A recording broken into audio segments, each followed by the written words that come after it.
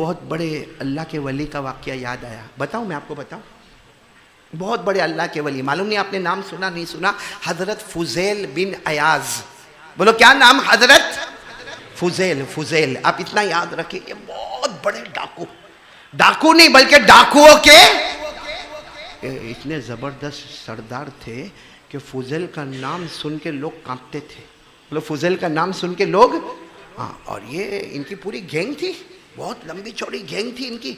अच्छा, ये गैंग जब किसी जगह लूटने जाती थी, किसी काफले को लूटे, किसी दुकान को लूटे, किसी जमात को लूटे, जब ये लूटने जाए ना तो वो जो बेचारे काफले वाले होते ना, वो कहते थे भाई हमको मत लूटो ना, हमारा थोड़ा सामान छोड़ दो ना। उसमें से कोई कहता था भाई तुम्हारे जो सरदार है ना उससे हमको बात करनी है, तो वो पूरे गैंग वाले कहते थे जो हम लेते लेने दो, सरदार के पास मत जाना, यानी फुजैल के पास, वरना माल भी जाएगा ना उसी वक्त जान भी जाएगी। और फुजैल जब निकलते थे ना तो सारे लोग अपना माल आगे रख देते थे और कहते थे भाई हमको तुम्हारे साथ मुकाबला। एक दिन क्या हुआ, एक रात फुजैल बैठे, पूरा गैंग बैठी है और वही गाना बजाना, औरत नाच रही है, गाना बजाना, ढोल बज रहा है और सब अपने मगन औरत का नाच देख रहे, औरत का गाना देख रहे, ढोल बज रहा है, बाजे बज रहे। मालूम नहीं किसी गली में कोई कुरान पढ़ रहा है और कुरान की एक आयत फुजैल के कानों में आ रही है। बोलो सुभान अल्लाह। और जब ऊपर वाला हिदायत दे तो कोई रोकने वाला। वो आयत काश के हम रेठवानिया वालों के कान में और मेरे कान में भी आ जावे और वो दिल में उतर जावे। कौन सी आयत जो आज भी 27वें पारे में है और हम मेरे जैसे बड़े बूढ़े लोगों को बहुत सोचने की जरूरत है। कौन सी आयत? अलम यानि लिल्लज़ीना आमनू तख्शा कुलूबुहुम लिज़िक्रिल्लाहि वमा नज़ल मिनल हक़। अल्लाह तबारक व तआला फरमाते, मैं आसान तर्जुमा करूं, अल्लाह फरमाते मेरा बंदा कब सुधर जाएगा, आसान तर्जुमा, वरना तर्जुमा ये कब तुम्हारे दिल अल्लाह के सामने झुकेंगे, कब अल्लाह के नाम के सामने झुकेंगे, कब तुम्हारे दिल कुरान के सामने झुकेंगे। मैं आसान तर्जुमा करता हूं कि कान में आवाज आई है फुजैल कब तक डाकागिरी करोगे, कब तक गारतगिरी करोगे, कब तक लोगों को कत्ल करोगे, कब तक लोगों का माल खाओगे और कब तक नाजायज और हराम की जमीनें बनाओगे। ए फुजैल कब सुधरोगे। बस जैसे ये कुरान पाक की आयत आई आपने सबको कहा खामोश, और वही हाथ उठाकर कहा अल्लाह अब नहीं, अल्लाह अल्लाह तू कहता कब सुधरेंगे, आज तौबा करता हूँ, मैं आज तौबा करता हूँ। सब खामोश हो गए, सारे गैंग वाले जमा हुए, कहा ना अब मुझे चोरी डकैती नहीं करना, मैं अल्लाह के सामने तौबा करता हूँ, अब मैं गुनाह नहीं करूँगा।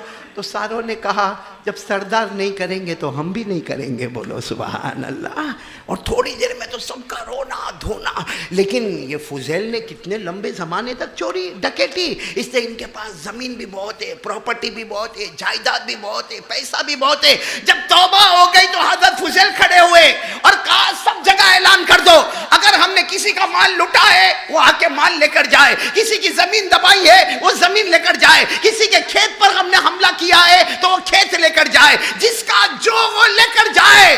फुजैल सब कुछ देगा मगर अपने अल्लाह को राजी कर देगा। ऐलान हुआ, सब जमा हो गए क्योंकि बहुत सौ का माल लूटा था, सब जमा हो गए, हिम्मत भी नहीं हुए। सब कहे कि जावे, ऐसा नहीं वहाँ जावे ने ये मारे, तो वो सब समझाए नहीं, तौबा हो गई। और हज़रत फुजैल खुद सामने आए, अब मारना हो तो मारो ना मुझे, जिसको मारना हो मुझे मारो, बाकी मैंने जमीन भी रख दी, जायदाद भी रख दी, प्रॉपर्टी भी रख दी, जितने दिरहम थे, जितने दीनार थे, जितने खेत थे, जितने बाग थे, सब मैंने दे दिया, जिसका जो हो लेके जाओ। अब लेने वाले आते गए, लेते गए, आते गए, लेते गए, यहाँ तक कि वो वक्त आया कि फुजैल के पास सबने आकर कहा अब हमारे पास कुछ भी नहीं। कितना प्यारा जवाब दिया, कहा कुछ भी नहीं, आज सब कुछ है, क्योंकि वो जो सब ले गए ना उसका पैदा करने वाला अल्लाह तो हमारे साथ में है, उसका पैदा करने वाला अल्लाह तो क्या। और फिर हज़रत फुजैल बहुत रो रहे थे। अब सुनना जो पॉइंट मुझे बताना, रो रहे थे। एक यहूदी आए, कौन आए? यहूदी आए, कहा आपसे बात करना है। तो फुजैल ने कहा कहो। कहा मेरा एक बाग है, वो बाग तो कभी आपने लिया नहीं, लेकिन बाग में जो फल आते थे ना वो मेरी परमिशन के बगैर तुम भी खाते थे और तुम्हारे सारे दोस्त भी खाते थे और मैं कोने में बैठ के रोया करता था और तुम बैठे बैठे हंसते थे कि देखो हमसे डर गया, देखो हमसे डर गया, देखो हमसे डर गया।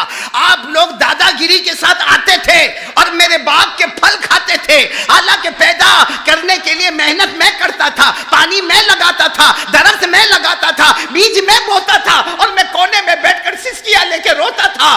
तुम आते थे, फल खाते थे, वहां पार्टी बनाते थे और तुम्हारे दोस्त भी आके खा के जाते थे। तो हज़रत फुज़ैल ने कहा याद है, सब याद है, मुझे माफ़ कर दे। फुज़ैल ने कहा और सारे ने कहा मुझे माफ़ कर दे। और कहा, फुज़ैल ने कहा अल्लाह की कसम अब पैसा नहीं मेरे पास, सब दे दिया, लेकिन जितने तेरे फल खाए ना उसकी कीमत लिख दे, उसकी कीमत लिख दे, जो अंदाजे से लिखना है लिख दे, चाहे तो 10 गुना ज्यादा लिख दे।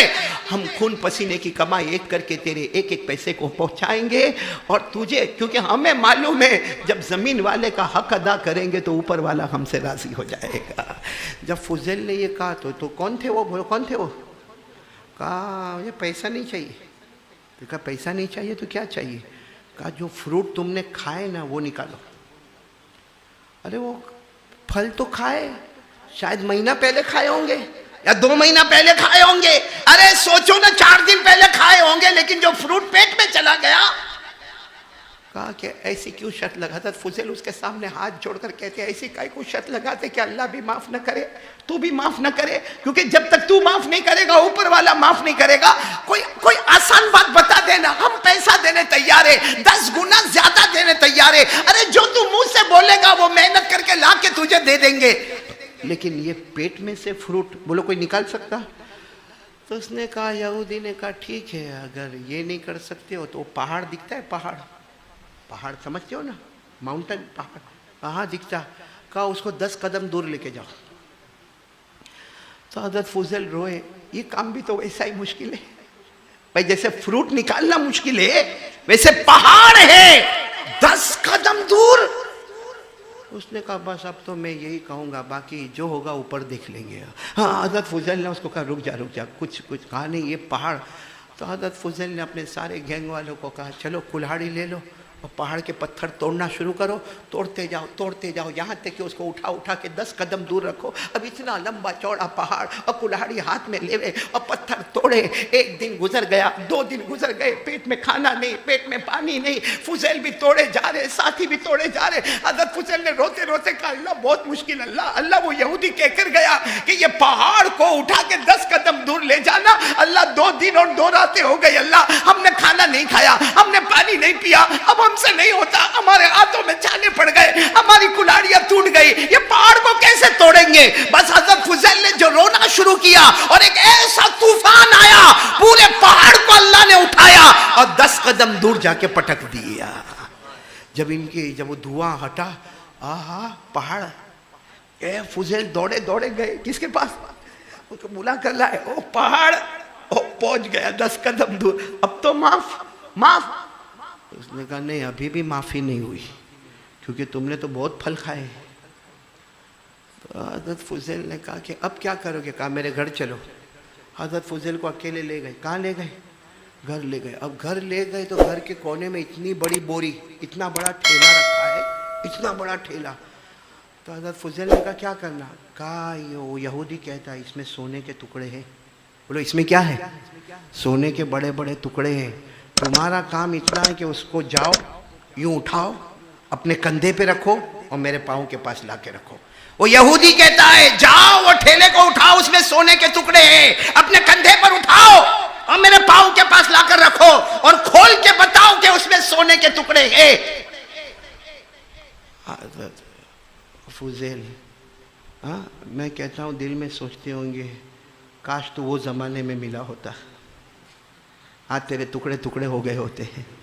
हाँ तू मुझे कहता है कि वहाँ से ठेला उठा, लेकिन गए। हज़रत फुज़ैल रोते रोते गए। कहा माफ़ कर लोगे ना? सब माफ़ ना? वो जो मैंने खाया सब माफ़? हाँ कहा सब माफ़। और गए फुज़ैल गए, वो कोथड़े को यूँ उठाया, वो बोरे को उठाया, यूँ अपने कंधे पे रखा और लाकर उसके कदमों में रखा। जैसे कदमों में रखा, कहा खोलो उसमें सोने के टुकड़े हैं। हज़रत फुज़ैल ने ऊपर से घाट को खोला, आए अल्लाह की कसम उसमें ऐसे सोने के टुकड़े चमकते दमकते। फुज़ैल ने कहा इसमें से मेरे को कुछ नहीं चाहिए, बस अब बोल दे कि तूने माफ़ कर दिया, मैं जाऊँ यहाँ से जाऊँ। मुझे बहुत लंबी तौबा करना है, मेरा कोई छोटा गुनाह नहीं है, बहुत लंबी तौबा करना, मेरा हो गया, यहाँ मामला क्लियर हो गया।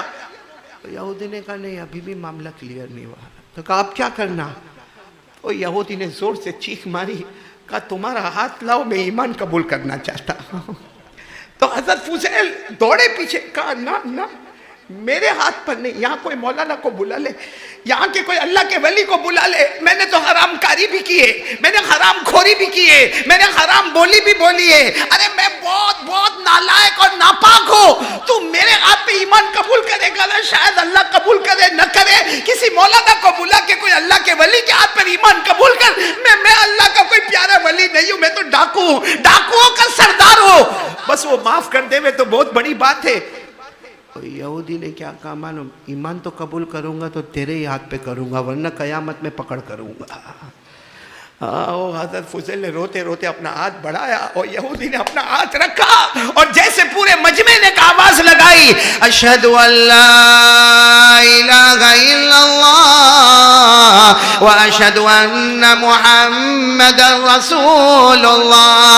एक आवाज लगी कि हम गवाही देते हैं कि हम सबका माबूद कौन है, अल्लाह ही, और हमारे पैगंबर और हमारे नबी और हमारे आखिरी रसूल, बोलो ना मुहम्मदुर रसूलुल्लाह सल्लल्लाहु अलैहि वसल्लम। बस ईमान जैसे कबूल हो गया। हज़रत फुज़ैल ने कहा अब तो ख़त्म। कहा मेरी बात सुनो, मैंने तुम्हारे हाथ पर ईमान क्यों कबूल किया?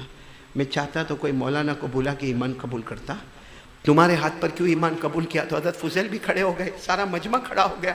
क्यों हमारे हाथ पे क्यों ईमान कबूल किया?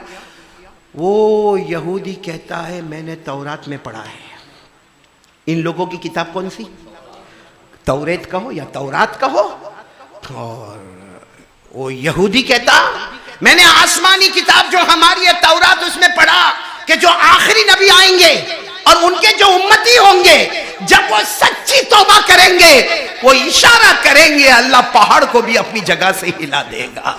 और मैंने ये पढ़ा है कि आखिरी नबी के उम्मती जब तौबा करेंगे, सच्ची तौबा करेंगे, अल्लाह पहाड़ों को भी इनके इशारे पर हिलाएगा और वो मिट्टी पर हाथ रखेंगे, अल्लाह उसको सोना बना देगा। उस यहूदी ने कहा कि तुम सच्ची तौबा करने वाले हो, इसीलिए पहाड़ के कहने पर, तुम्हारे इशारे पर पहाड़ भी हट गया और वो जो ठेला तुमने उठाया वो मिट्टी का ठेला था, तुम्हारा हाथ रखा, अल्लाह ने उसको सोने का बना दिया।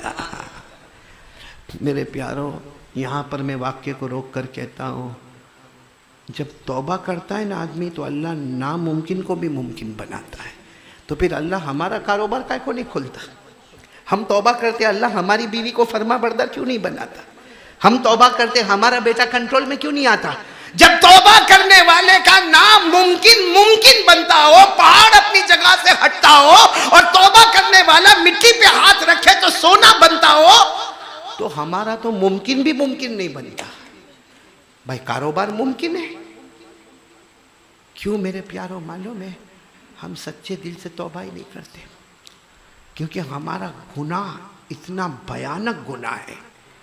हाँ बोलूं या गलत? सही बोल रहा हूँ, गलत बोल रहा हूँ? हमारा गुनाह पूछो, ये रेठवानिया के जवानों को पूछो, हमारा गुनाह क्या गुनाह करते? रात को 1 बजे, 2 बजे, 2:30 बजे, 3 बजे हमारा मोबाइल ऑन। क्या है मोबाइल में? कौन सा कारोबार करता है? कौन सा हमारा करोड़ों का रोलिंग है कि रात को 2 बजे भी हमारा मोबाइल ऑन होता है?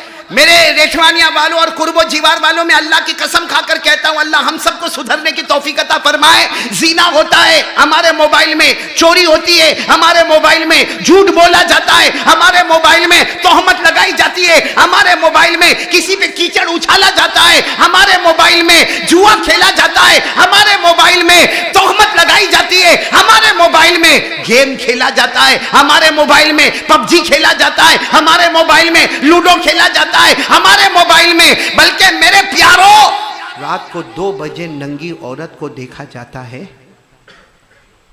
रात को 2 बजे नंगी औरत को देखे गए। क्यों? अगर तेरी माँ होती तो, हमारी बहन होती, हमारी बीवी होती, अच्छा देखेगा, पूरी नंगी फिल्म देखेगा, 10 मिनट तक देखेगा हाफिज सिद्दीक, और उसके बाद अपने दोस्त को फोन करेगा रात को 2 बजे, जागता है क्या, सो गया? कहेगा जागता हूँ, बहुत अच्छी क्लिप आई है, भेजता हूँ। करके ठक बटन दबाया और नंगी नाचने वाली फिल्म उसके पास गई। अच्छा वो 10 मिनट देखने के बाद कहता है वेरी हॉट है। तो अगर अपनी बेटी होती तो भेजता, अपनी बीवी होती तो क्या देख मेरी बीवी नाचती है नंगी होके, भेजूं? मतलब किसी और की बेटी अपनी बेटी नहीं, किसी और को जलील करने पर आए ऊपर वाला जब हमको जलील करेगा। और माफ करना कितनी जगहों पर अगर डिवोर्स और तलाक हुई है तो उसकी वजह भी मोबाइल है। अच्छा मोबाइल की क्या जरूरत है? नहीं मैं आपसे पूछना चाहता हूं कि मोबाइल की क्या जरूरत है? ठीक है हमको काम है, मोबाइल को किसी मौलाना ने हराम नहीं कहा, किसी मुफ्ती ने यह नहीं कहा कि मोबाइल मकरूह तहरीमी है, किसी मुफ्ती ने यह नहीं कहा कि मोबाइल मकरूह तंज़ीही है। लेकिन अपने बारे में फतवा पूछो कि मेरे मोबाइल में अच्छा काम होता है या बुरा काम होता है। अच्छा काम होता होगा तो वह आधे घंटे का होगा और 23.5 घंटा हमारा मोबाइल गुनाह करता है। और इतना मोबाइल का चस्का है, आपने देखा होगा जुमा के दिन भी खुतबा नमाज खत्म, सुन्नत पढ़े नहीं पढ़े, अभी तो मस्जिद में चप्पल पहनता होगा और यूं जेब में हाथ जाएगा। क्यों? क्या निकालना है? अभी सीढ़ी उतरा के मोबाइल और देखेगा किसी का मैसेज आया, किसी का फोन आया, और अगर कुछ नहीं आया होगा ना तो बैठे बैठे खुद चालू होगा। क्या है? लाखों का कारोबार चलता है। क्या चलता है हमारा? हालांकि जो सबसे ज्यादा मोबाइल इस्तेमाल करता है, मैं अल्लाह के घर में बैठा हूं, आज तक मां को सूखी रोटी का टुकड़ा खिलाया नहीं होगा, बाप को ठंडा पानी पिलाया नहीं होगा, और मोबाइल मोबाइल मोबाइल मोबाइल। हाँ वो बेचारी माँ बोलती है देखो अभी हज बंद है ना, अरे बोलो ना हज कितने साल हो गए? कोई कहता और 3 साल बंद रहेगा, अल्लाह हिफाजत फरमाए। लेकिन मैं कहता हूँ हज खुला है। मैं कहता हूँ कि हज का दरवाज़ा कैसे पता चला? मेरे प्यारो ये मोबाइल में बिजी रहता है ना, देखो देखो यूँ मोबाइल में यूँ यूँ यूँ यूँ कुछ। ओ माँ बेचारी, ओ बेटा, ओ बेटा बेटा खाना कब खाएगा बेटा, खाना खा, तो यूँ खेलते खेलते खेलते फिर वापस माँ बोली ए मेरा बेटा बेटा इतना बता ना कि अपने तू बाजार का मोबाइल। मेरे प्यारो अल्लाह की कसम हमारे नबी ने फरमाया उस वक्त मोबाइल को बंद कर देवे और प्यार से एक बार बोले मेरी माँ तू बहुत प्यारी है माँ मैं कुछ भी काम नहीं करता फिर भी तू मेरे खाने का ख्याल करती है। माँ मैंने आज तक तुझे सूखी रोटी का टुकड़ा नहीं दिया, लेकिन माँ तू मुझे खाने का ख्याल करती है, तू मेरे सोने का ख्याल करती है, मेरे सर में दर्द होता है तो परेशानी होती है, बस इतना कह दे। हमारे नबी फरमाते किसी बेटे या बेटी ने मोहब्बत से एक मर्तबा माँ को देखा, अल्लाह एक हज का सवाब उसके नामे अमल में लिख देता है। लेकिन कौन है जो माँ को ऐसे दिखता है? कौन है जो माँ से ऐसा प्यार करता है? कौन है जो अपने बूढ़े बाप से ऐसा प्यार करता है, बल्कि माँ को इशारा करता है कि रहने दे? और फिर क्या करेगा? मन मोबाइल में देखा होगा, अपने जवान को देखा होगा खेलते खेलते यूं करता है। क्या हुआ बेटा? 1000 पॉइंट बोलो ना, 1000। मैं एक बात कहूँ, जो मोबाइल खेलता है, हाँ पबजी खेलता है, लड़कियों से बातें करता है, चैटिंग करता है, दुनिया कितनी मिलती है? नहीं पैसा कितना मिलता है उसमें? अरे बोलो ना कितना मिलता है? पैसा मिलता है? अच्छा आखिरत मिलती है? नहीं दुनिया नहीं मिली, आखिरत मिलती है? हाँ बोलो ना मिलती है। तो जो काम ऐसा करो जिसमें दुनिया भी नहीं आखिरत भी नहीं, इससे बड़ा पावली कोई नहीं होगा। यहाँ जितने रेठवानिया में जो लोग पूरा टाइम मोबाइल है, पावली नहीं सब पावले। अगर किसी को देखना हो ना कि पागल कौन है, देखो ये सब बैठे हैं पागल। रात को 2-3 बजे इसका मोबाइल का काम, वो थकेगा ना यूँ देखो यूँ थका मोबाइल, उसको ऑफ किया, चार्जर ढूंढेगा और चार्जर में रखेगा। रात को 3 बजे जो सोएगा तो फजर की नमाज कौन बाप पढ़ेगा? कौन पढ़ेगा फजर की नमाज? ये रेठवानिया में घर कितने? 105 या उससे भी कम होंगे। कितने होंगे? 100 भी तो नहीं होंगे मेरे ख्याल से। 25 25 घर है। सोचो ना, आते सब फजर की नमाज में आते? फजर की नमाज कहाँ? मैं इमाम साहब को नहीं पूछता, आपसे पूछ रहा हूँ, फजर की नमाज कहाँ? वो 3 बजे तो मोबाइल बंद हुआ है, तो फजर की नमाज, फजर की सुन्नत वो कहाँ हमारी जिंदगी में आएगी? और ये जो मैंने कहा ना कि जितने मोबाइल में बिजी होते अपनी जबान से बोलो, वो कौन है? देखो कितना भारी पड़ता अपने को पाउली बोलना। हमें तो पाउली नहीं बोला, पाउला डबल। और आप कहते होंगे कारी अहमद अली आए, आज तक इतने मौलाना आए, कोई मौलाना ने हम रेठवानिया के जवानों को पाउली नहीं बोला, ये कारी अहमद अली आके हमको पाउला बोलता है। कारी अहमद अली नहीं बोलता, कारी अहमद अली बहुत डरने वाला है, नहीं बोलता, अल्लाह बोलता है। मेरे पर ऑब्जेक्शन उठाओगे, अल्लाह पर नहीं, अल्लाह पर कौन ऑब्जेक्शन उठाएगा? उठाओ कुरान करीम 17वां पारा, अल्लाह फरमाते ऐसा काम करो जिसमें दुनिया भी नहीं आखिरत भी नहीं। अल्लाह कहता खुल्लम खुल्ला पागल, खुल्लम खुल्ला। तो ऊपर वाला जब पाउली बोलता है तो भारी पड़ा। कारी अहमद अली बोला तो ये आया, आके ने पाउली बोल के हमको चला गया। अरे अल्लाह फरमाता हसीरा दुनिया वाला आखिरा, पढ़ो ना जो हाफिज होंगे, हसीरा दुनिया वाला आखिरा ज़ालिका हुवल खुसरानुल मुबीन। अल्लाह तबारक व तआला फरमाते मेरा बंदा कोई ऐसा काम करेगा या मेरी बंदी कोई ऐसा काम करेगी जिसमें दुनिया भी ना मिले आखिरत भी ना मिले। अल्लाह फरमाता खुल्लम खुल्ला नुकसान उठाने वाला, खुल्लम खुल्ला अपनी अकल को बेचने वाला। यहाँ बहुत सारे ऐसे बैठे, आज से तौबा करो भाई, करोगे तौबा करोगे इंशाअल्लाह, तौबा करो, ये मोबाइल से तौबा करो। मेरे को तो लगता है कि कब्र में जो जहन्नम का लोहा बनेगा ना, ये मोबाइल ही हमारा बनेगा। बहुत ख़राब चीज़ है। माँ से रिश्ता ख़राब हो गया, मोबाइल की वजह से बीवी से रिश्ता ख़राब हो गया, मोबाइल की वजह से अपने बच्चों से रिश्ता ख़राब हो गया। आज घर में आज घर का माहौल कैसा माहौल है मालूम? ये घर में एंटर होता है तो मोबाइल इसके हाथ में, इसकी बीवी को देखता तो उसके हाथ में मोबाइल है, उसके बड़े बेटे के हाथ में देखा तो मोबाइल है, बेटी के हाथ में देखा तो मोबाइल है। अरे मोबाइल इसलिए आया था कि एक दूसरे को करीब करे। हमारे मोबाइल ने तो बाप और बेटे को और मियाँ और बीवी को दूर करके रख दिया है। और जर्रा बराबर आखिरत का डर मौलाना नहीं। नमाजों पे नमाजें छोड़ता है, नमाजों पे नमाजें छोड़ता, लेकिन जर्रा बराबर एहसास होता है कि अल्लाह मैं कयामत में क्या जवाब दूंगा। आपको एक बात बताऊं, सबसे रौब वाले सहाबी कौन थे? हजरत उमर। बोलो कौन थे? हजरत। रौब था कि नहीं था? अरे हाँ बोलो ना, रौब था कि नहीं था? ऐसा रौब और दबदबा था हजरत उमर रज़ी अल्लाह ताला अन्हु का कि कितनी मर्तबा कोई गली में हजरत उमर दाखिल हुए और सामने से अल्लाह के रसूल पाक सल्लल्लाहु अलैहि वसल्लम आए तो हमारे नबी ने मुस्कुराना शुरू किया। तो हजरत उमर सोचने लगे कि मैं यहाँ से आया, वहाँ से नबी आए, ये मुस्कुराए क्यों होंगे? बोलो मालूम नहीं। फिर दूसरी मर्तबा ऐसा हुआ, तीसरी मर्तबा। एक दिन हजरत उमर ऐसे गली में दाखिल हुए, हमारे नबी सामने से आए, मुस्कुराने लगे। तो हजरत उमर रज़ी अल्लाह ताला अन्हु गए, अस्सलामु अलैकुम वालेकुम अस्सलाम। कहा मेरे नबी एक बात पूछूं? अल्लाह के रसूल ने फरमाया पूछो उमर क्या हुआ? कहा अल्लाह के रसूल ये क्या मामला कि जब मैं गली में आता हूँ और आप सामने से आते हैं तो आप मुस्कुराते क्यों हैं? अल्लाह के रसूल पाक सल्लल्लाहु अलैहि वसल्लम ने फरमाया उमर मुस्कुराओ ना तो क्या करो, मुस्कुराओ ना तो क्या करो, जिस गली में तुम दाखिल होते हो शैतान वहां से भाग जाता है।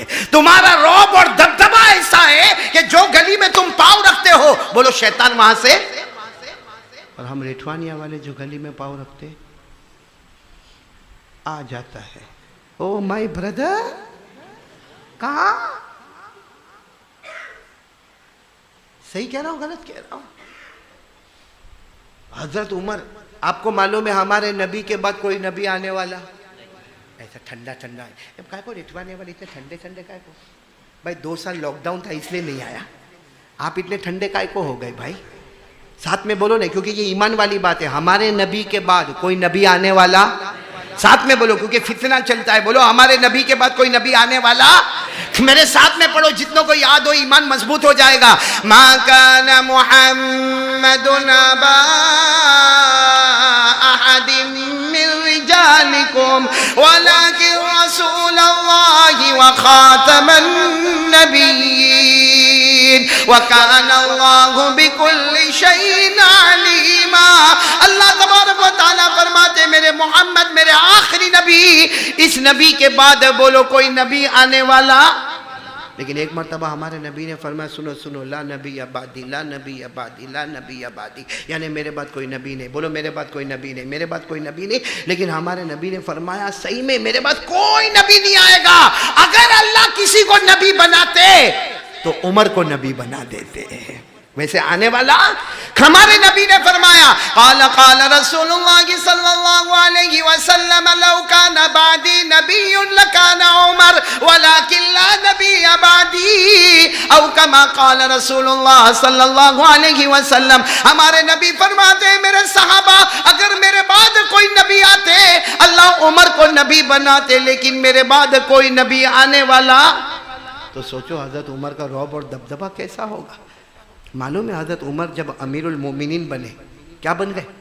बादशाह बन गए, अमीरुल मोमिनीन बन गए।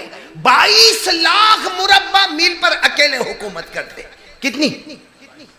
22 लाख मुरब्बा मील पे अकेले हुकूमत करते। कैसी बड़ी हुकूमत होगी। यानी 22 लाख मुरब्बा मील का मतलब मालूम नहीं कहां से कहां तक जमीन का फैलाव होगा। अरे मेरे प्यारो, मशरिक से लेके मगरिब तक हुकूमत है। तो बोलो अमीरुल मोमिनीन हजरत। लेकिन एक दिन दोपहर की चिलचिलाती गर्मी, हजरत उमर जंगल की तरफ भाग रहे। बोलो कौन? हजरत उमर जंगल की तरफ भाग रहे। सर पर इमामा भी नहीं।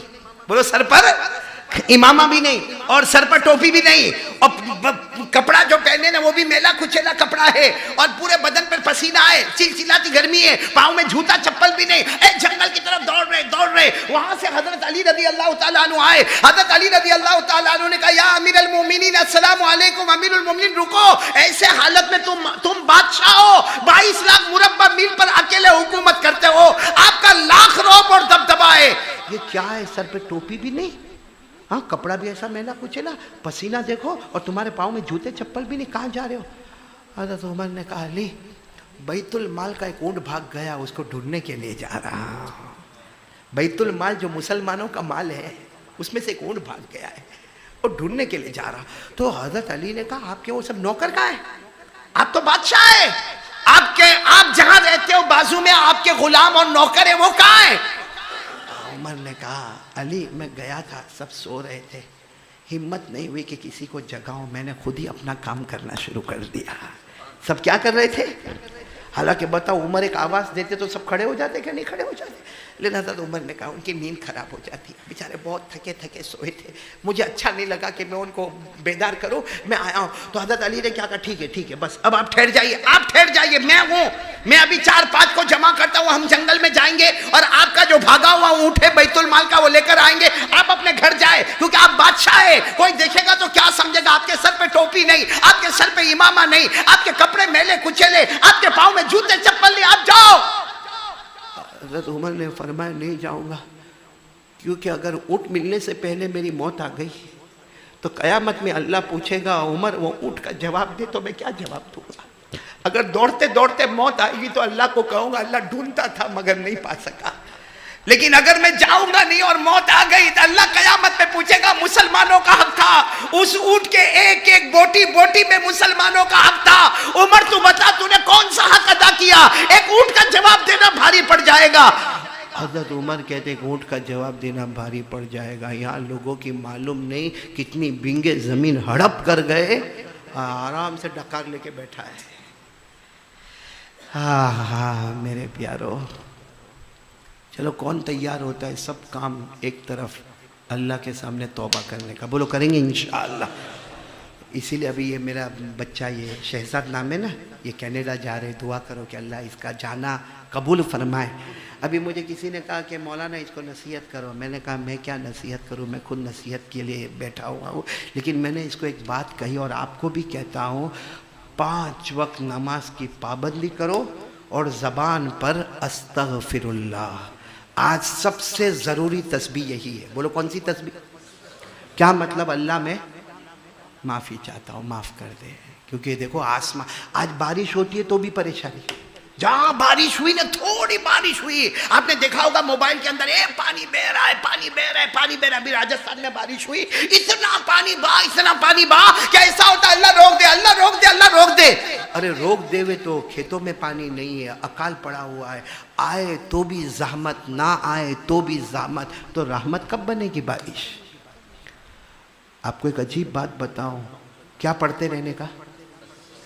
नहीं आवाज़ नहीं आ रही, बोलो क्या पढ़ते रहने का? आपको बहुत खुशी होगी एक बात सुनकर। हज़रत हुसैन रज़ी अल्लाह ताला अन्हु, मुहर्रम का महीना आ रहा है, बोलो नबी के नवासे कौन? हज़रत, आवाज़ नहीं आ रही, फिर बोलो ना, हज़रत हुसैन। मैदान करबला में शहीद होने वाले हज़रत हुसैन रज़ी अल्लाह ताला अन्हु एक मरतबा बैठे थे और बहुत सारे लोग बैठे थे। इतने में एक शख्स दौड़ते दौड़ते आए, कहा नबी के नवासे। ऐसे लोग आते थे इनके पास, कहा नबी के नवासे। हज़रत हुसैन ने फरमाया क्या हुआ? कहा वो पानी नहीं आ रहा आसमान से, आसमान से पानी नहीं आ रहा, हमको बहुत प्रॉब्लम हो गया, पानी नहीं आएगा तो हम क्या करेंगे? हज़रत हुसैन ने क्या फरमाया मालूम? जाओ अस्तगफिरुल्लाह पढ़ो, तुम्हारे पूरे इलाके को बोलो अस्तगफिरुल्लाह पढ़ो, और देखो तुम कुछ दिन में आकर बोलोगे आसमान से पानी आ गया। बोलो सुभान अल्लाह। क्या पढ़ो? अच्छा, अभी हज़रत हुसैन बैठे, कोई और आए, आकर कहने लगे हाँ नबी के नवासे। हमारे हज़रत हुसैन ने पूछा क्या हुआ? कहा पैसा नहीं है, बहुत पैसा मतलब आता ही नहीं है, और आता है तो बरकत नहीं होती है। हज़रत हुसैन ने फरमाया जाओ जाओ अस्तगफिरुल्लाह अस्तगफिरुल्लाह अस्तगफिरुल्लाह पढ़ो, तुम्हारे घर में पैसा नहीं ना, तुम भी पढ़ो, तुम्हारी बीवी को भी बोलो, बच्चों को भी बोलो, अल्लाह की कसम कुछ दिन के बाद आकर कहोगे मैं अपने इलाके का मालदार बन गया। क्या पढ़ने का? कितने आए थे? एक आसमान से पानी नहीं आता, नंबर 2 बोलो। इतने में थोड़ी देर में एक और आए, मर्द आए, क्या हुआ? कहा शादी को 10 साल हो गए, बच्चा नहीं हो रहा। बोलो शादी को कितने साल हो गए? 10 साल हो गए, बच्चा। मेरे पास कोई आवे तो तावीज़ लिख के दे दूँ। हज़रत हुसैन ने तावीज़ नहीं दी, कहा जाओ अस्तगफिरुल्लाह, जाओ तुम भी पढ़ो अस्तगफिरुल्लाह, दिल से पढ़ना, दिल से पढ़ना, अल्लाह मेरे को माफ़ कर, अल्लाह मेरे को माफ़ कर, दिल से तुम भी पढ़ो, तुम्हारी बीवी भी पढ़े। कुछ दिन के बाद आकर कहोगे कि तुम्हारी बीवी प्रेग्नेंट हुई, और कुछ दिन के बाद आकर कहोगे कि तुम्हारी बीवी की डिलीवरी भी हो गई। बोलो सुभान अल्लाह। कितने पेशेंट आ गए? 3। बारिश नहीं आती, माल नहीं है, बच्चा नहीं है। चौथा एक आया, कहा मेरे खेत में बार बार आग लग जाती है, सारा खेत जो पकता है ना जल जाता है, तो कुछ हमारे हाथ में ही नहीं आता। कहा तुम खेत में काम करते हो, जितने मजदूर है सबको क्या करो? बोलो क्या पढ़ो? अस्तगफिरुल्लाह। कितने हो गए?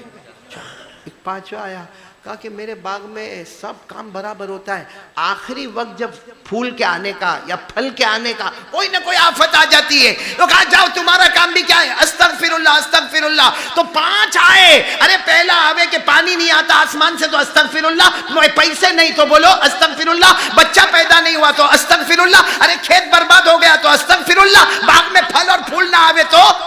कितने हो गए? तो खैर सब चले गए, तो एक आए, आकर हज़रत हुसैन को कहने लगे सबको एक ही इलाज देते हो? रेठवानिया में ऐसा कोई डॉक्टर आवे तो उसको मार के निकाले? हाँ, कोई बोले मेरे को बुखार हो गया तो उसको भी वही पूरी का दे दिया। दूसरे ने कहा मेरे को टीबी हो गई, कहा वही दवा ले ले। तीसरे ने कहा कि मेरे को कैंसर हो गया, उसको कहा वही दवा ले ले। चौथे ने कहा मेरे को हार्ट अटैक आया, क्या तू भी वही दवा ले ले। 5वें ने कहा मेरे को कोरोना हो गया, वही दवा ले ले। रेठवानिया वाले चप्पल मार मार के भगाएंगे कि ये डॉक्टर है कि हजाम है, जिसको देखो एक ही दवा देता है। तो किसी ने आकर हज़रत हुसैन को कहा आप तो जो भी आता है सबको अस्तगफिरुल्लाह। हज़रत हुसैन ने कहा मैं नहीं कहता, ये इलाज तो मेरे अल्लाह ने बताया है। बोलो सुभान अल्लाह। कहा कुरान में लिखा है, कुरान में लिखा है अस्तगफिरुल्लाह पढ़ो। देखो साथ में, मेरे साथ में पढ़ोगे। अल्लाह ने फरमाया इस्तगफिरू रब्बकुम, बोलो इस्तगफिरू रब्बकुम इन्नहु काना गफ्फारा युरसिलिस समा अलैकुम मिदरारा व युमदिदकुम बिअमवाल व बनीन व यजअल लकुम जन्नात व यजअल लकुम अनहारा। अल्लाह फरमाते मुझसे माफी मांग ले, अस्तगफिरुल्लाह कह दे, मैं आसमान से पानी भी बरसाता रहूंगा। नंबर 1, तुझे माल भी बेहिसाब अता करूंगा। नंबर 2, तुझे औलाद भी दूंगा। नंबर 3, तेरे खेतों को भी आबाद करूंगा। नंबर 4, और तेरे बागों को भी सरसब्ज और शादाब बना दूंगा। सबका इलाज होगा। बोलो अस्तगफिरुल्लाह। आपने एक इमाम का नाम सुना होगा, इमाम अहमद बिन हम्बल। हाँ भाई, हाँ या नहीं? 4 बड़े बड़े इमाम, इमाम अबू हनीफा, इमाम शाफिई, इमाम मालिक और इमाम अहमद बिन हम्बल। अल्लाह अकबर।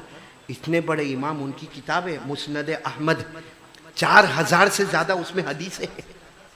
और इमाम अहमद इब्ने हंबल खुद हाफिज, कारी, आलिम, मुहद्दिस, मुफस्सिर, अपने वक्त के कुतुब। बोलो कौन? इमाम अहमद इब्ने। अब इमाम अहमद इब्ने हंबल, भाई अभी तो ऐसा हो गया, कोई बयान करने वाला होता है तो आपने देखा होगा जो इलाके में जाता है तो वहाँ कुछ ना कुछ तो पहचान वाला कोई ना कोई मिल ही जाता है।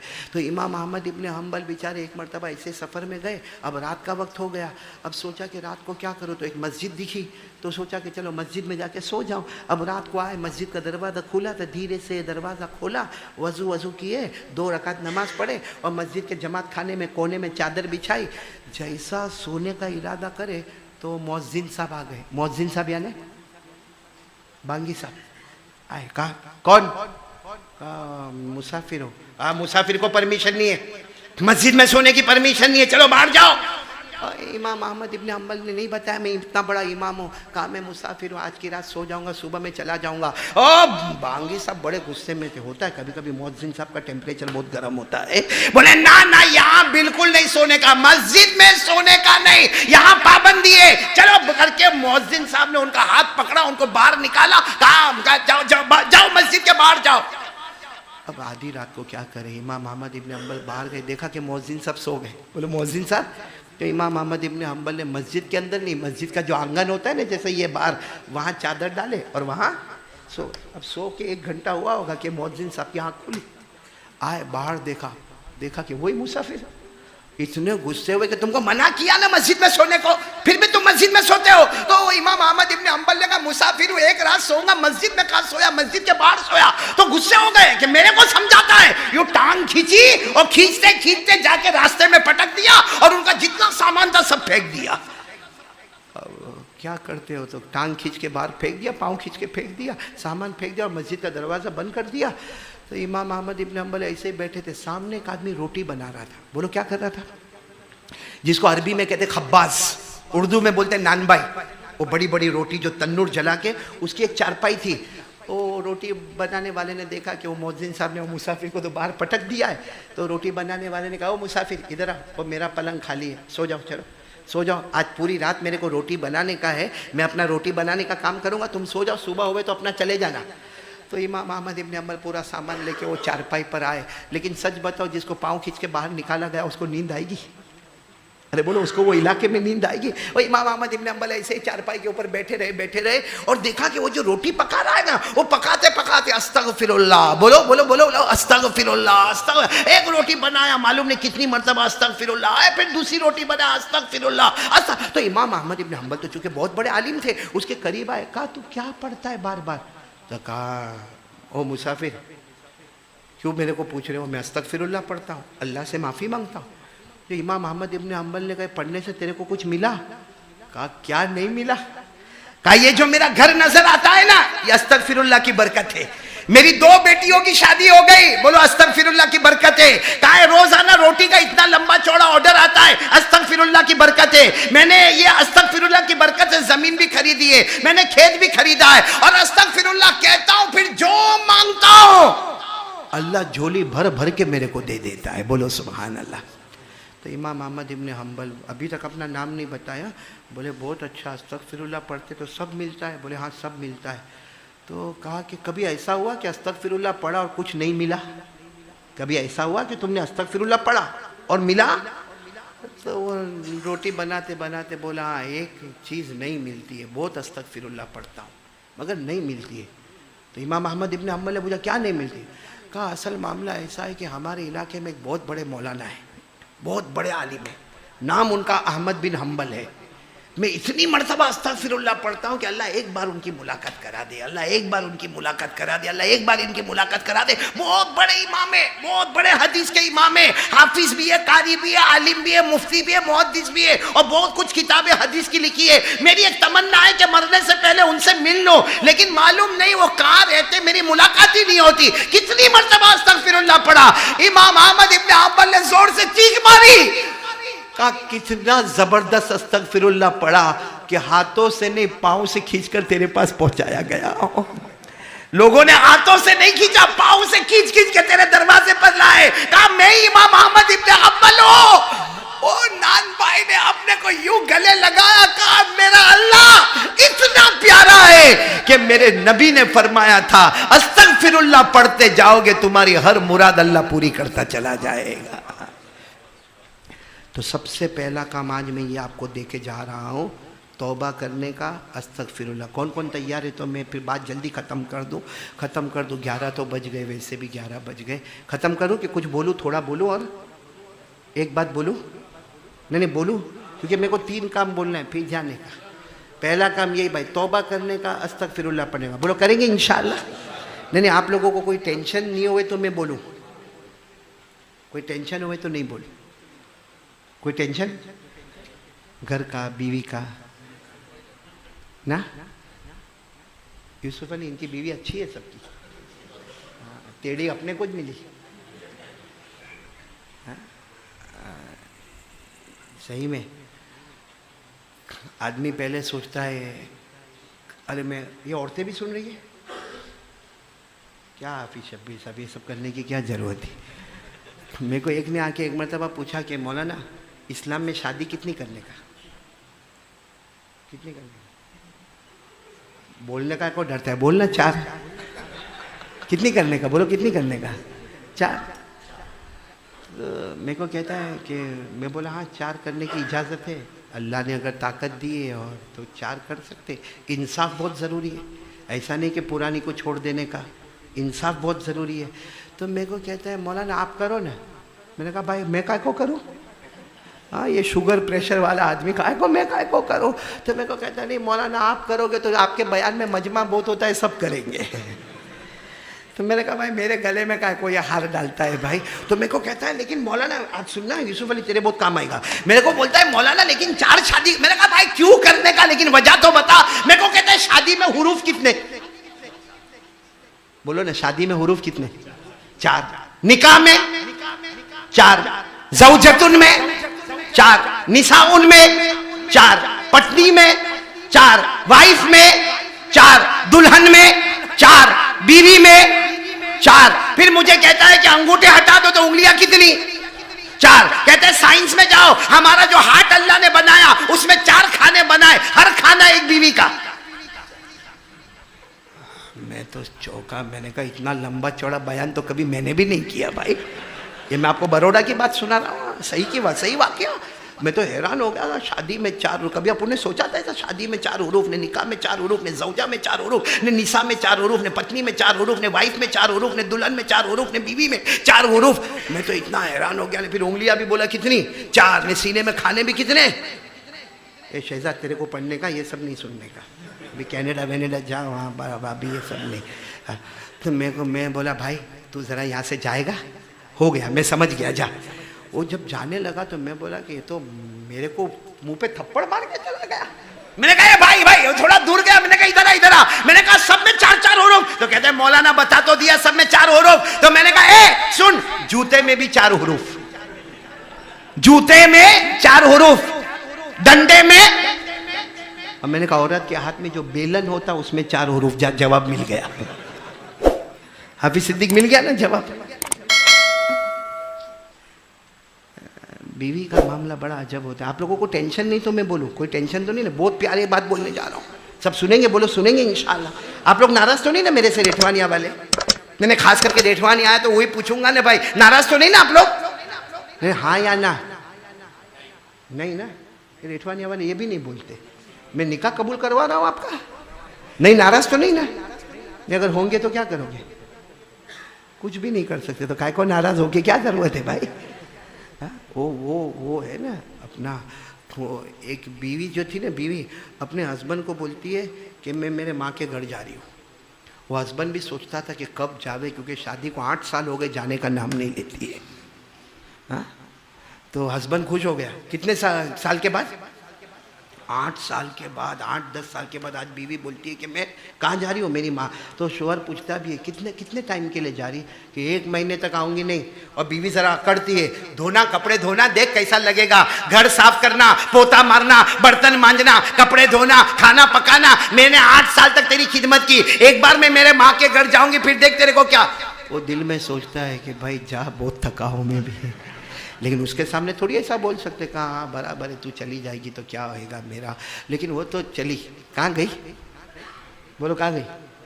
माँ के घर। और इसने तो सोच लिया, कैलेंडर में लिख लिया 30 दिन आराम के आराम, कि 1 महीने के वास्ते गई, 30 दिन आराम के आराम। लेकिन रोजाना उसको फोन करे और फोन करके बोले I love you, I love you.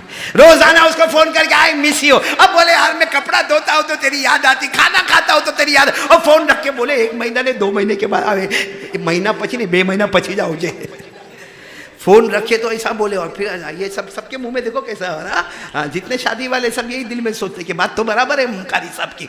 हुआ क्या मालूम, 10 दिन हुए ने, 12वां दिन आया ने उसका फोन आया कि मैं आ रही हूँ। वो कैलेंडर देखा तो 12 ही दिन हुए। तो पूछता है क्यों, क्या हुआ, माँ के घर पे कोई प्रॉब्लम? तो बोलते नहीं बस मेरे को भी तुम्हारी याद आती है और तुम भी रोजाना फोन पे आई लव यू बोलते, तो मैं सोची चल मैं आ ही जाती हूँ। इसने अपने सर पे हाथ रखा, काय को मेरे भी दिन खराब आए थे, इसको आई लव यू किया। लेकिन उसने जो बोल दी मैंने टिकट भी बुक करा लिए और फला प्लेटफॉर्म पर ट्रेन आएगी और ट्रेन का नंबर ये है, ट्रेन का नाम ये है और तुम बराबर डब्बे के पास खड़े हो ना। अब बेचारा 12 दिन, कितना महीने का सोचा था, 12 दिन में। सच बताओ ये प्लेटफॉर्म पर गया होगा तो खुशी खुशी गया होगा?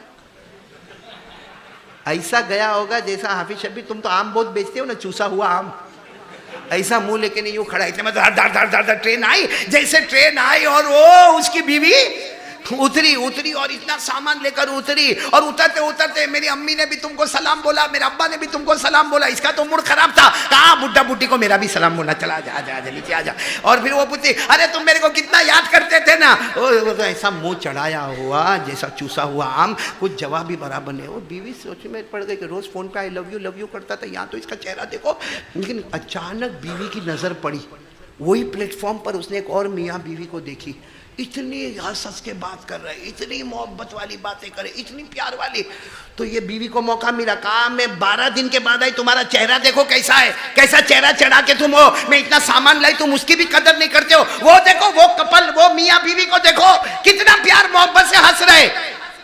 तो ये रेठवानिया का था, कहा पगली छोड़ने आया है।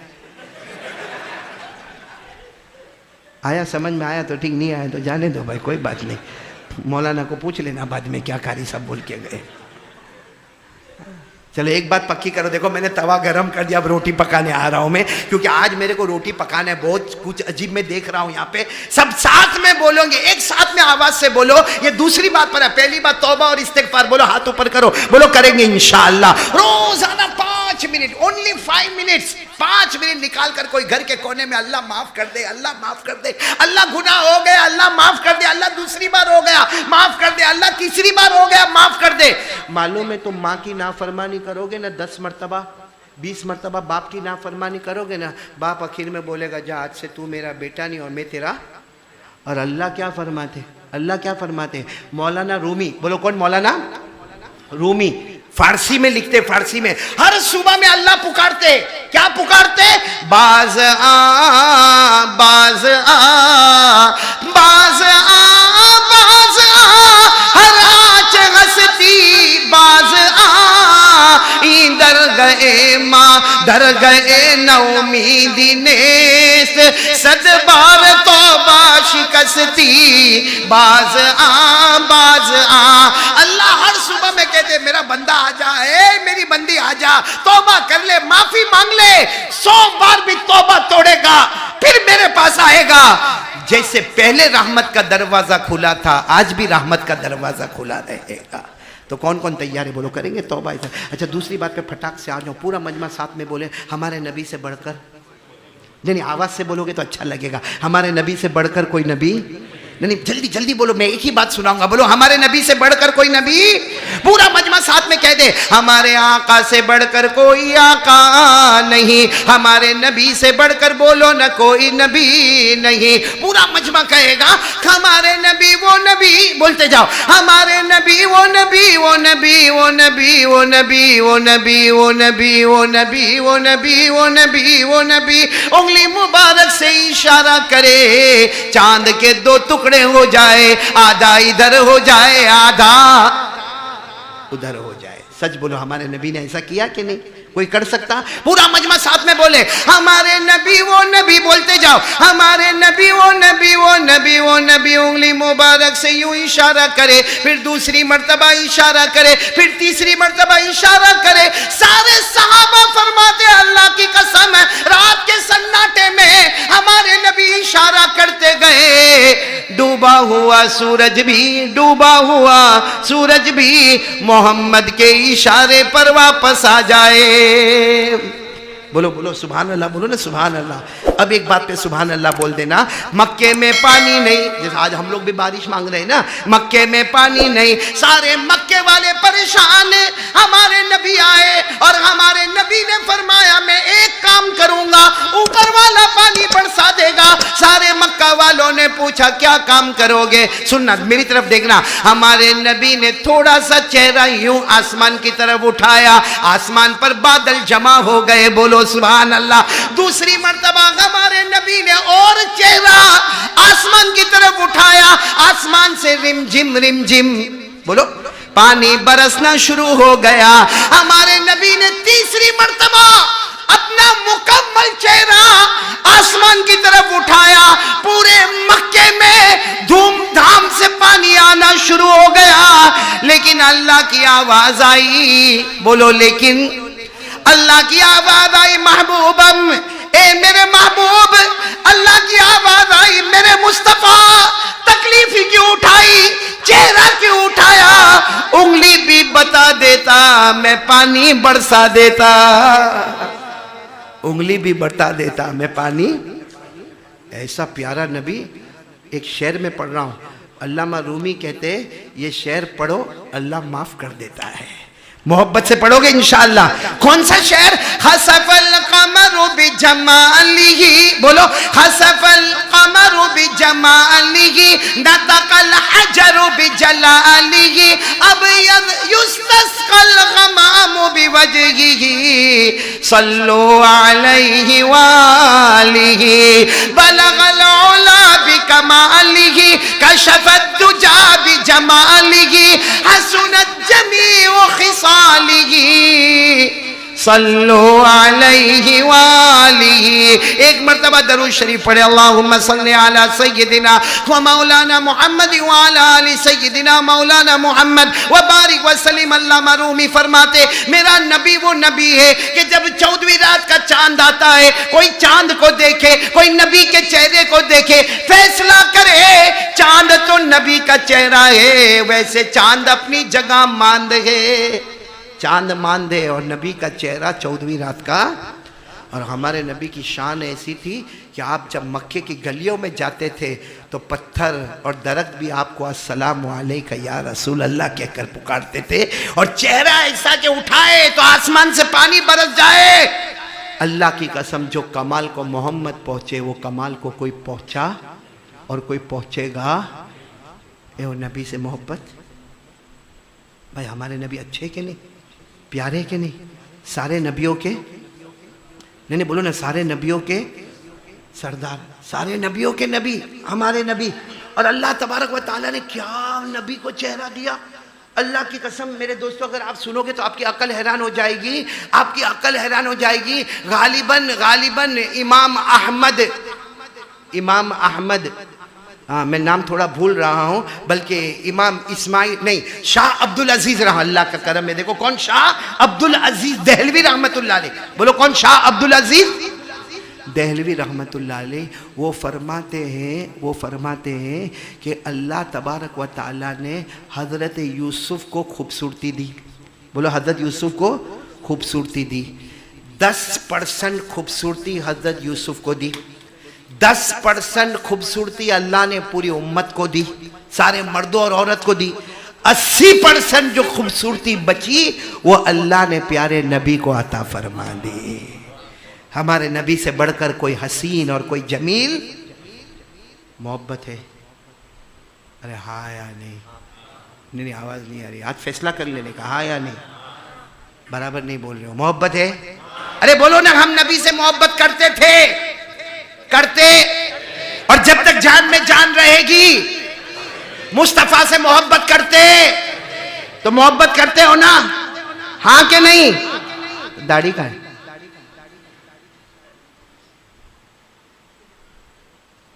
ये देखो, लुकिंग स्मार्ट, चार्मिंग फेस। मेरे को एक मिला था बगैर दाढ़ी का, मेरे को कहता है मौलाना आपको मालूम है मेरा पैदा होना बहुत अजीब था। मैंने कहा क्या हुआ इसको भाई, सब पैदा होते उसमें क्या अजीब? कहता ना मौलाना मेरा पैदा होना बहुत अजीब था। मेरी अम्मी जब मैं पेट में था ना, मेरी माँ बोलती थी अल्लाह मेरे को लड़की देना, अल्लाह मेरे को लड़की देना, अल्लाह मेरे को लड़की देना। और मेरे अब्बू मेरी अम्मी से इतना झगड़ते थे, अल्लाह लड़का देना, अल्लाह लड़का देना, अल्लाह लड़का देना। कहा फिर अल्लाह ने मेरे को पैदा किया। मैंने कहा माँ बाप दोनों की कबूल हो गई। समझ में आ गया तो बहुत अच्छा, नहीं समझ में आवे तो बाद में समझ लेना। आज एक बात बताऊंगा, कसम अल्लाह की दाढ़ी रखोगे इंशाअल्लाह?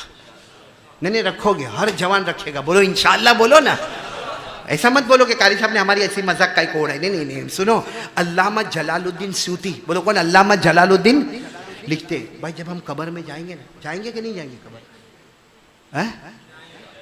नहीं, यहाँ रेठवानिया में मरते हैं ना, नहीं तो मैं यहाँ घर ले लूँ, मैं मरते हैं ना। ये पूछो, ये हमारे यूसुफ भाई को, हम यूसुफ भाई जब भी आते थे इनके साथ हाफिज इकबाल आते थे और मेरे बयान में यूँ आगे बैठता था।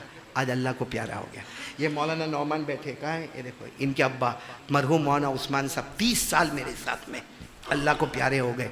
और हर जाने वाला कहकर जाता है तू मेरे पीछे आ रहा है। अरे बोलो तू मेरे पीछे। इसीलिए हम कब्रिस्तान में एंटर होते, कौन सी दुआ पढ़ते? अरे बोलो ना, क्या दुआ पढ़ते? अस्सलामु अलैकुम या अहलल कुबूर यगफिरुल्लाहु लना व लकुम व अंतुम सलफुना व नहनु बिल इसरी। यानी कब्रिस्तान में एंटर हो, हमारे नबी कहते ये दुआ पढ़, ए कब्र वालों अल्लाह तुमको सलामत रखे, अल्लाह तुमको भी माफ करे, हमको भी माफ करे। और आखिर में बोल व अंतुम सलफुना, तुम आगे गए हो, व नहनु बिल इसरी, बस थोड़े दिन में हम भी आ रहे हैं। भाई बात समझ में आ रही है? अल्लामा स्यूती कहते जब हम कब्र में जाएंगे ना, कितने सवाल होंगे? भाई बस बात खत्म करूंगा, जल्दी बोलो ना, कितने सवाल होंगे? पहला सवाल होगा मर रब्बुक, तेरा रब कौन है? पूरा मजमा जवाब देवे। क्या जवाब देंगे? रब्बी अल्लाह, हमारा रब कौन? दूसरा सवाल होगा मा दीनुक, तेरा मजहब क्या है? बोलो दीनी अल इस्लाम, हमारा मजहब, हमारा धर्म। बोलो। सबसे मुश्किल सवाल तीसरा और नेसेसरी, कंपलसरी, लाजमी, कौन सा सवाल होगा मालूम? मन हाज़र रजुल अल्लज़ी बुइसा फ़ीकुम, वो कौन नबी है? मोहम्मद कौन है जो तुम्हारे दरमियान नबी आए थे? कौन है वो? कौन है? आपको मालूम है अगर दाढ़ी वाला कब्र में जाएगा ना तो एक फरिश्ता दूसरे को कहेगा, ये सवाल इसको कह को पूछता है? इसके चेहरे पे तो दाढ़ी है, इसको नबी के बारे में क्यों पूछता? चेहरे मोहम्मदी वाले को मोहम्मद के बारे में नहीं पूछने का, चेहरे मोहम्मदी वाले को मोहम्मद के बारे में। जैसा एक फरिश्ता दूसरे फरिश्ते को कहेगा, दूसरा फरिश्ता कहेगा, बात तो बराबर है, जब चेहरा मोहम्मद का है तो इनको मोहम्मद के बारे में क्या पूछने का? चलो चलो हम जाते। जैसे वो कब्र के बाहर निकलेंगे फौरन आवाज आएगी, फौरन आवाज आएगी, अल्लाह की आवाज आएगी, ये मेरा बंदा कामयाब हो गया, इसकी कब्र को मेरे नूर से मुनव्वर कर दो, इसकी कब्र के अंदर बिछोना जन्नत का बिछा दो, इसकी कब्र में जन्नत की खुशबू महका दो। और अगर बगैर दाढ़ी वाला गया, अल्लामा स्यूती लिखते, मैं नहीं बोलता, अल्लामा जलालुद्दीन लिखते, बगैर दाढ़ी वाला गया, तीसरा सवाल होगा ना मन हाज़र रजुल, वो नबी कौन? तो एक फरिश्ता दूसरे फरिश्ते को कहेगा हाँ बराबर पूछ इसको, तीसरा सवाल बराबर पूछ। हदीस में लिखा है कि तीसरे सवाल का जवाब देने से पहले मदीने से नबी का जवाब आएगा, चले जाओ फरिश्तों, ये मुझे नहीं पहचानता, मैं इसको नहीं पहचानता। जैसे ये हमारे नबी की आवाज आएगी, इसके चेहरे पे दाढ़ी नहीं है, ये मुझे नहीं पहचानता, मैं इसको नहीं पहचानता, आवाज आएगी आसमान से, अफरिशूहु मिनन नार व अलबिसूहु मिनन नार वफ्तहू लहू बाबन मिनन नार। अल्लाह की आवाज आएगी, जहन्नम जला दो, तपा दो, भड़का दो, जहन्नम का बिछोना बिछा दो, और जहां तक तपता रहेगा जब तक कयामत का दिन कायम नहीं होगा। ए मेरे प्यारो, रख लेना भाई दाढ़ी, इसमें इज्जत है। अरे बोलो इसमें रखेंगे, बोलो रखेंगे इंशाअल्लाह। और ये ख्याल निकाल लो। हाँ कुछ लोगों को मैं देखता हूँ यूसुफ अली शेप वाली दाढ़ी बनाते हैं, हाँ उम्र हो गई, एक पाँव कब्र में चला गया और ऐसी कटी कटी ऐसी ऐसी पतली। एक मेरे को मिला, मेरे को कहता है कि मौलाना ये मेरी दाढ़ी तो है। मैंने कहा भाई क्यों, कितने साल से रखा? कहा 4 साल से रखा और इतनी है। मैंने कहा क्यों, तेरे इलाके में रेठवानिया में बारिश नहीं होती? तो मेरे को क्या बोलता है मालूम? अरे मौलाना आपको नहीं मालूम यार, मौलाना वो हदीस में जो आया ना दाढ़ी रखने का, वो खाली इतनी भी रखो तो भी चले। मेरे को इंग्लिश में बोलता है मौलाना you don't know this is okay. मैंने कहा you don't know this is धोखे।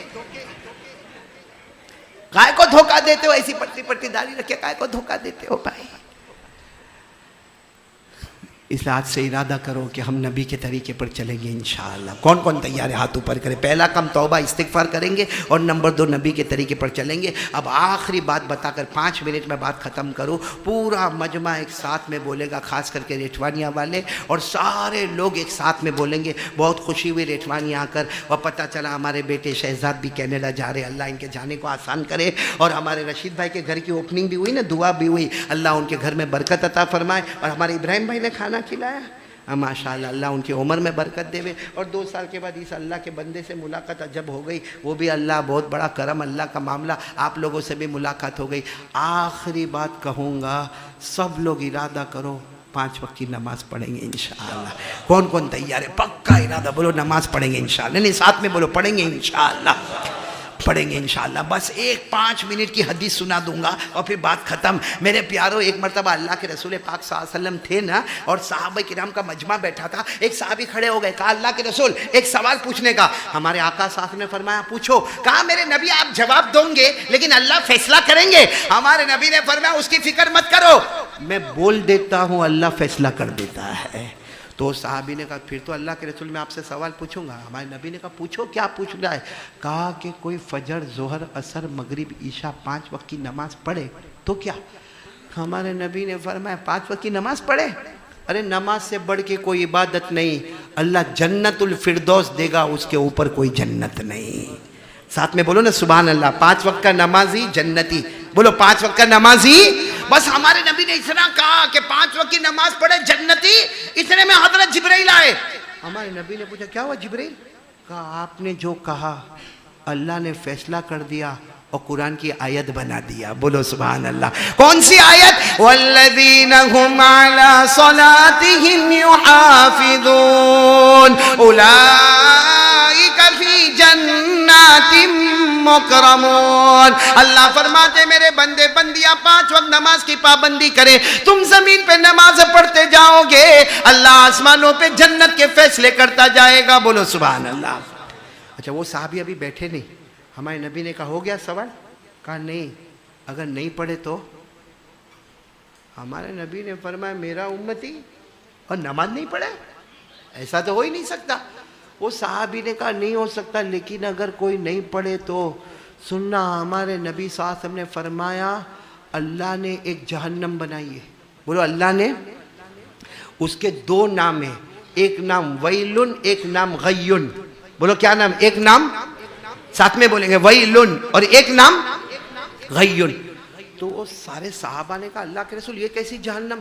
कहा ये सबसे डेंजर, आखिरी खतरनाक जहन्नम है। तो वो सारे साहबा ने कहा कि इसमें कौन जाएगा? हमारे आका साथ ने फरमाया मैं जो कहूंगा अल्लाह आसमान पर फैसला करेगा। ये जो जहन्नम है जिसका नाम वैलुन भी है, उसका नाम गय्युन भी है, इसमें कौन जाएगा? हमारे आका साथ ने फरमाया फिरौन जाएगा, कारून जाएगा, हामान जाएगा, अबू जहल जाएगा, अबू लहब जाएगा। और हमारे नबी ने रोते रोते फरमाया मेरी उम्मत का बेनमाजी भी उसमें जाएगा। हज़रत जिब्राइल आ गए, क्या हुआ? कहा आपने जो जहन्नम का नाम बताया, क्या नाम बताया? जहन्नम एक, नाम कितने? वैलुन और कौन जाएगा? उम्मत का। फौरन आयत आई, पढ़ो मेरे साथ में पढ़ो। अराअयतल्लज़ी युकज़्ज़िबु बिद्दीन फ़ज़ालिकल्लज़ी यदउल यतीम वला यहुद्दु अला तआमिल मिस्कीन। फिर रुक जाओ। फ़वैलुन, वैलुन कौन जाएगा इसमें? फ़वैलुल लिल मुसल्लीन अल्लज़ीना हुम अन सलातिहिम साहून अल्लज़ीना हुम युराऊन व यमनऊन अल माऊन। जिस जहन्नम में फिरौन